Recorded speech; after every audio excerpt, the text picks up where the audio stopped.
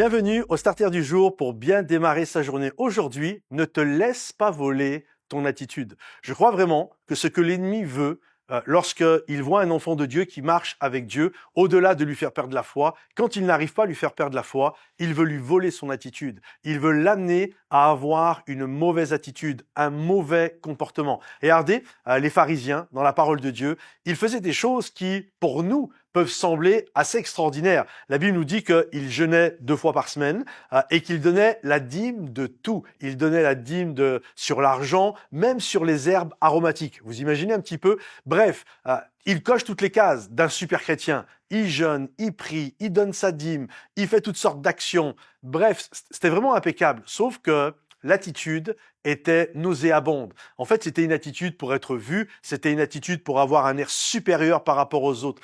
Et malgré le fait qu'il faisait des choses que Jésus a validées, c'est ce qu'il fallait faire, néanmoins, en fait, Jésus souligne leur mauvaise attitude en disant que Dieu prend plaisir dans la miséricorde. Et souvent, on se fait avoir à cause d'une mauvaise attitude. L'ennemi ne peut pas voler ta bénédiction. L'ennemi ne peut pas voler ta destinée. Alors, ce qu'il va faire, il va t'amener à avoir une mauvaise attitude, ce qui va avorter le plan de Dieu dans ta vie. Et je t'encourage aujourd'hui, garde une bonne attitude, quels que soient les combats, quelles que soient les difficultés, garde une bonne attitude. Regardez Isaac, la Bible nous dit qu'il a voulu à un moment donné déboucher le puits de son père. Et là, on est venu lui chercher querelle. Il a gardé son attitude, il a été un peu plus loin, débouché un autre puits, on lui a cherché querelle de nouveau, il a été à un autre endroit, et ça arrivait plusieurs fois, jusqu'à un moment donné, il a fait son propre puits, et personne n'est venu lui chercher querelle. Et là, il a appelé cet endroit Rehoboth, qui veut dire